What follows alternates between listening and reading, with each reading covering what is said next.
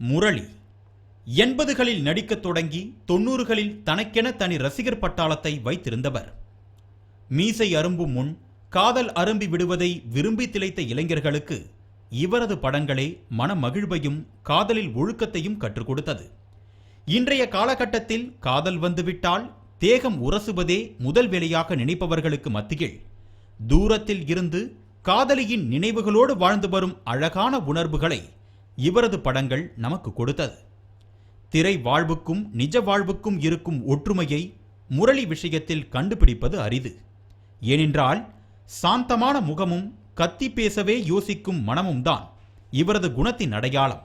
இவ்வாறு ரசிகர்களை தன் படங்களால் அன்பால் கட்டி போட்ட முரளி 46 வயதிலேயே இறந்தது ஏன்? அவரது சினிமா வாழ்க்கை எந்த மாதிரியான வழிகளை சுமந்தது என்பதை பற்றி அலசுகிறது இந்த காணொளி. தமிழ் சினிமாவில் ஃபேவரட் கதாநாயகர்கள் லிஸ்டை எடுத்து கொண்டோமேயானால் 80களில் இருந்து ரஜினி, கமல், விஜயகாந்த் என்றே கூறத் தொடங்குவர். ஆனால் இந்த நடிகர்கள் நடித்து வந்த காலகட்டத்திலேயே தனக்கென தனி முத்திரை பதித்து ரசிகர்களின் மனதில் நீங்கா இடம் பிடித்தவர் முரளி. கதாநாயகனாக நடிப்பதாக இருந்தால் கலராக இருக்க வேண்டும் என்ற எழுதப்படாத விதி அன்று இருந்தது. இந்த விதியை மாற்றியது 80களின் காலகட்டம்தான். அதுவரை கடைபிடிக்கப்பட்ட நிறவெறியை அடித்து துரத்தி வெற்றிக்கு திறமைதான் முக்கியம், நிறமல்ல என்று பல நடிகர்கள் வெற்றி சங்கொலித்தவர்களில் முரளியும் ஒருவர். நடிகர்களுக்கு என்று கேரவன் ஒன்று வழங்கப்படுவது சினிமாவில் எப்பொழுதும் கடைபிடிக்கப்படும் ஒன்று. படத்தின் நாயகனுக்கு கேரவன் வழங்கி அதை அவர் மட்டுமே பயன்படுத்திக் கொள்வார். ஆனால் முரளிக்கு கேரவன் கூட வழங்கப்படாமல் இருந்தது. இவரெல்லாம் ஒரு நடிகரா என்று அவரின் காதுபடவே அவரது அப்பாவிடம் பேசினார்கள். அவ்வாறு பேசியவர்களுக்கு தனது வெற்றியை பரிசாக்கி வாயடைக்க வைத்து விடுவார் முரளி. கே. பாலச்சந்தர் தமிழகத்திற்கு தந்த நட்சத்திரங்களில் ரஜினி, கமல் வரிசையில் முரளியும் ஒருவர். முரளியின் படங்களில் ஆக்ஷன் நிறைந்திருக்காது. பறந்து பறந்து சண்டை போடும் காட்சிகள் இருக்காது. நடிகைகளுடன் உரசலும் குத்துப்பாடல்களும் இருக்காது. ஆனால் யதார்த்தமான நடிப்பால் சிறந்த படங்களை கொடுத்தவர் முரளி. குறிப்பாக காதலர்களின் ஃபேவரைட்டாக இவரது படங்களே இன்றளவும் பிரகாசிக்கின்றன. முரளியின் பூர்வீகம் கர்நாடக மாநிலத்தின் பெங்களூருதான். இவரது தந்தை பெயர் சித்தலிங்கையா. கன்னடரான இவருக்கும் தமிழகத்தைச் சேர்ந்த தனலட்சுமிக்கும் திருமணம் முடிந்தது. 1964ஆம் ஆண்டு மே 19ஆம் தேதியன்று பிறந்த முரளிக்கு இளமை காலம் தொட்டே சினிமாவில் நடிக்க ஆர்வம் வந்தது. அப்பா சித்தலிங்கையா பல கன்னட படங்களை இயக்கியும் தயாரித்தும் வெளியிட்டவர். 8ஆம் வகுப்பு ஃபெயில் ஆன முரளிக்கு நடிப்பின் மீது ஆர்வம் எழுந்தது. 14 வயதில் அவரது அப்பாவிடமே உதவி இயக்குனராக சேர்ந்தார். மேலும் படத்தொகுப்பு வேலையும் உதவியாளராக தொழில் கற்று வந்தார் முரளி. 1982ஆம் ஆண்டு கன்னடத்தில் வெளியான கெலுவினா ஹெஜ்ஜே படத்தில் அறிமுகமானார். இதனைத் தொடர்ந்து பிரேமா பர்வா, பிலி குலாபி போன்ற படங்களிலும் நடித்து வந்தார். ஆனாலும் கன்னடத்தில் நடிப்பதற்கு முரளிக்கு ஆர்வம் இல்லை. அப்பொழுதுதான் இயக்குனர் சிகரம் என்று புகழப்படும் கே. பாலச்சந்தர் தமிழில் பல தரமான படங்களை இயக்கி வந்தார். இவரது படங்களுக்கு கிடைத்த ஆதரவுக்கு பலனாக அதுவரை இயக்குனராக இருந்த கே. பாலச்சந்தர் தயாரிப்பாளராக உயர்ந்தார். மேலும் அவரது அப்பா இயக்கும் படங்களில் முரளி பிற நடிகர்களுக்கு டயலாக் சொல்லிக் கொடுத்து வந்தார். முரளியின் தொழில் பக்தியை, அவரது ஆர்வத்தை அவரது அப்பா கவனித்தார். முரளியிடம் நீ ஏன் சினிமாவில் நடிக்கக்கூடாது என்று கேட்டுள்ளார். பூவிலங்கு படம் தெலுங்கில் தான் முதலில் வெளியானது. சூப்பர் ஹிட்டாக ஓடிய அந்த படத்தை தமிழில் எடுப்பதற்கு கே. பாலச்சந்தர் ஆர்வம் காட்டினார். கேபியின் கவிதாலயா நிறுவன தயாரிப்பில் அமீர்ஜான் இயக்கத்தில் உருவான பூவிலங்கு படத்தின் மூலம் அறிமுகமானார் முரளி.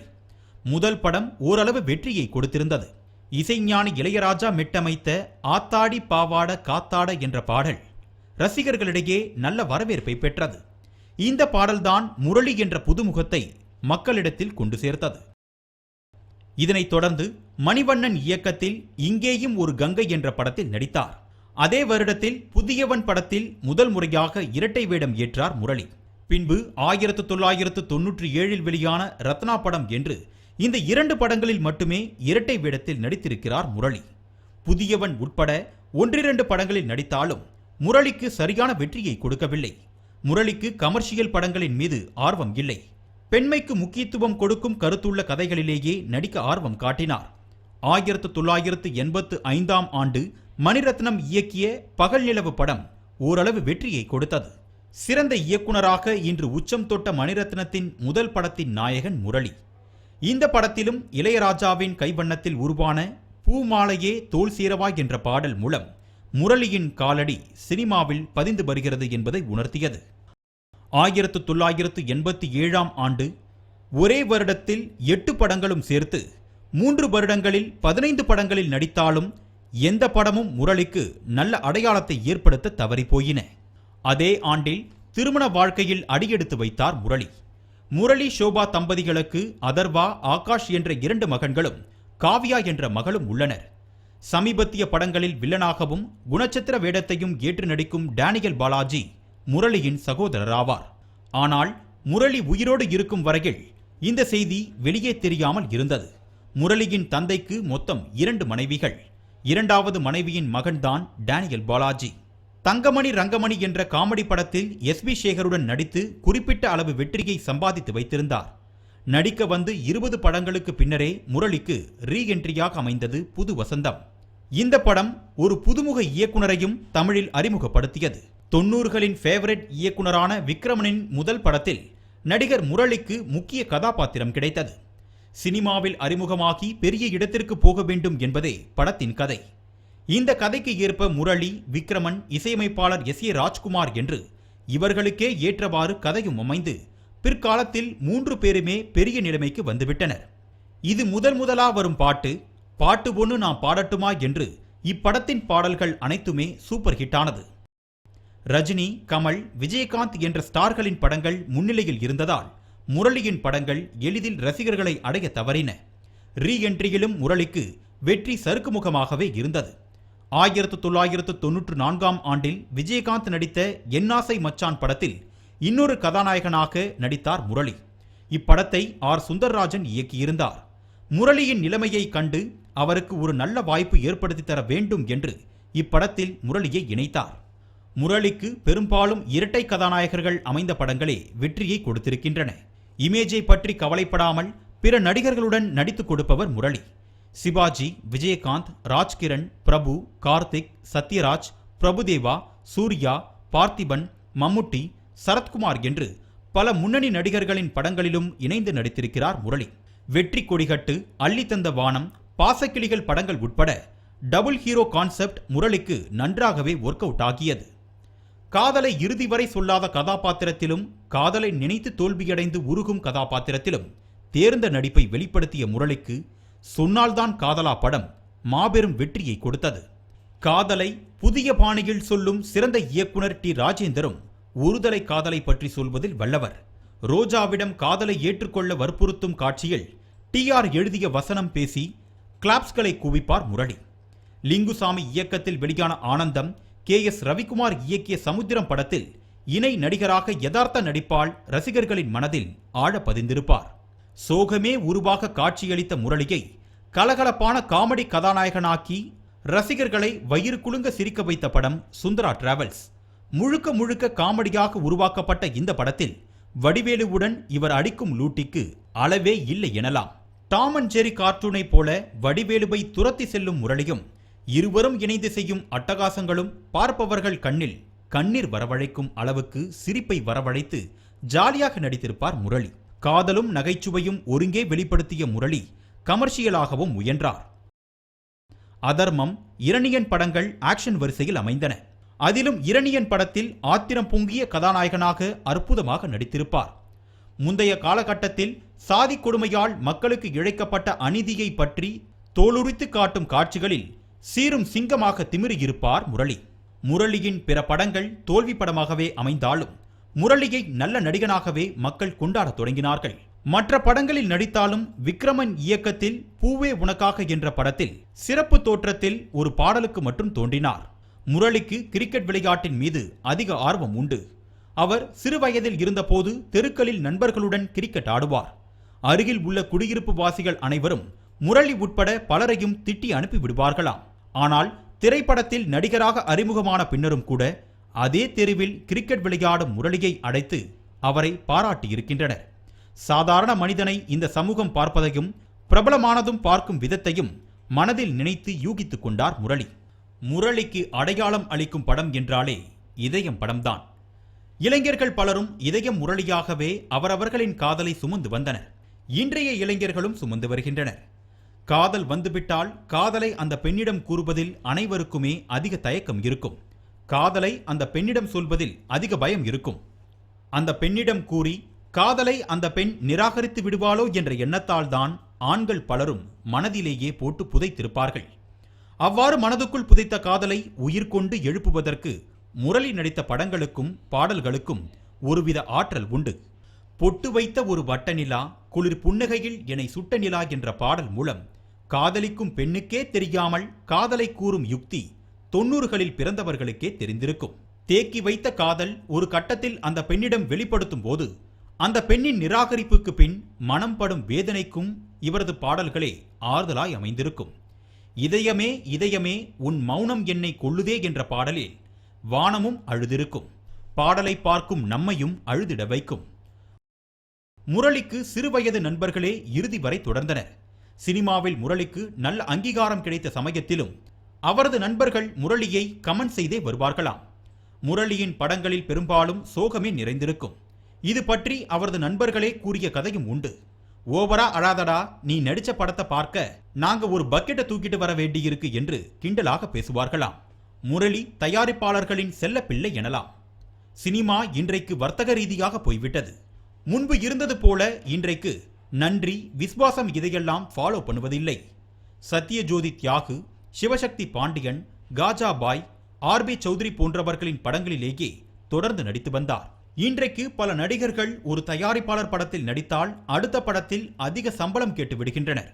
படத்துக்கு படம் அடுத்த தயாரிப்பாளர்கள் என்று தாவி விடுகின்றனர். ஆனால் இது தவறான பழக்கம். நான் அந்த 4 பேர் படங்களிலேயே தொடர்ந்து நடித்து வந்தேன். படத்துக்காக குதிச்சு போகக்கூடாது, நாம காத்திருக்கணும், அது நம்மை தேடி வரும் வரை காத்திருக்கணும் என்று முரளி ஒரு பேட்டியின் போது கூறியிருந்தார். முரளி ஒரு ராசியான கதாநாயகனாக அமைந்து வந்தார். அவரை வைத்து படம் எடுத்த இயக்குனர்கள் அனைவரும் இன்றைக்கு வெற்றி இயக்குனர்களாக வளர்ந்து நிற்கிறார்கள். பகல் நிலவு மணிரத்னம், புது வசந்தம் விக்ரமன், பொற்காலம் சேரன் என்று பல இயக்குனர்களுக்கும் முதல் படத்தின் முதல் சாய்ஸ் முரளியாகத்தான் இருந்தார். முரளியின் படங்களில் பாடல்கள் புது ரகமாகவும் தனி சுகமாகவும் அமைந்திருக்கும். பூமணி படத்தில் எம்பாட்டு எம்பாட்டு பாடலில் முகபாவனைகளையும் கொண்டே முழு பாடலையும் கடத்திவிடுவார். காலமெல்லாம் காதல் வாழ்க படத்தில் ஒரு மணி அடித்தால் கண்ணே உன் ஞாபகம் என்ற பாடலும், வெண்ணிலவே வெண்ணிலவே வெட்கம் ஏனமா என்ற பாடலும் முரளியின் தரவரிசையை அலங்கரிக்கும் பாடல்களாகும். பொற்காலம் முரளியின் திரைவரிசையில் முக்கிய அம்சம். சேரன் இயக்கத்தில் வெளியான இப்படத்தில் வாய்பேசாத தங்கையின் பாசமுள்ள அண்ணனாக உருகி நடித்திருப்பார் முரளி. ஊனம் என்பது உடலில் இல்லை, மனதில்தான் உள்ளது என்பதை விளக்கும் இந்த படத்தின் இறுதியில் தங்கை தன்னால் தான் கொளுத்தப்பட்டதை அறிந்து கண்ணீர் சிந்தும் அந்த ஒரு காட்சி விருதுக்கு தகுதி படைத்த நடிகராக ஜொலித்திருப்பார். மீண்டும் சேரன் இயக்கத்தில் தேசிய கீதம் படத்தில் கமிட்டானார். தன் ஊருக்கு நல்லது செய்யாத முதலமைச்சரை கடத்தி கொண்டு போவது போல் காட்சிகள் அமைக்கப்பட்டிருக்கும். இப்படத்தில் சினிமா நடிகர்களை தலைவா என்று புகழ்ந்து அவர்களுக்காக தோரணம் கட்டும் காட்சிகள் சினிமாவின் உச்ச நட்சத்திரத்தை மறைமுகமாக தாக்கியிருப்பார் இயக்குனர். அதில் முரளி கூறிய வசனத்தையே தன் வாழ்நாளில் கடைபிடித்து வந்தார். சினிமா மீது அதிக ஆர்வம் இருந்தாலும் முரளியின் வீடுகளில் சினிமா சம்பந்தப்பட்ட எந்த புகைப்படமும் இருப்பதில்லை. சினிமா வேறு குடும்பம் வேறு என்றே அவர் வாழ்வை கழித்து வந்தார். இயக்குனர் சேரனிடம் 3வது முறையும் இணைந்து அதுவும் வெற்றி படமாக அமைந்தது. முரளி பார்த்திபன் காம்போவில் உருவான வெற்றி கொடிகட்டு படம் தேசிய விருது பெற்றது. கருப்பால் தான் உதாசீனப்படுத்தப்பட்டேன் என்று அவர் கூறியதை அப்படியே மாற்றி போடும் விதமாக கருப்புதான் எனக்கு பிடிச்ச கலரு என்ற பாடல் அவருக்காகவே உருவாக்கப்பட்டு மக்கள் மனதில் இடம் பெற்றது. இது பட்டி தொட்டி எங்கும் பரவி பாராட்டை பெற்றது. முரளிக்கு அவரது ப்ராஜெக்டுக்கான ஸ்கிரிப்ட் கேட்டாலே போதும். தயாரிப்பாளருக்கு பிடித்திருக்கிறதோ இல்லையோ, முரளிக்கு பிடித்திருந்தால் அந்த இயக்குனருக்கு சொந்த பணத்தில் இருந்து அட்வான்ஸ் வழங்கும் வழக்கத்தை வைத்திருந்தார் முரளி. இது தவிர முரளி நடித்த படங்கள் நிதி பற்றாக்குறையால் வெளியாகாமல் சிக்கலை சந்தித்த வேளையில் கையில் இருந்து சொந்த பணத்தை வழங்கி உதவி செய்திருக்கிறார். இந்த பழக்கமே அவருக்கு பெரும் ஆபத்தாய் விளைந்தது. இவர் நடித்த பல படங்களும் வெளியாவதில் நிதி தொடர்பான பிரச்சனையை சந்தித்திருக்கிறது. அவ்வாறான நேரங்களில் சொந்த பணத்தை எடுத்து கொடுத்து வெளியிட வைத்திருக்கிறார் முரளி.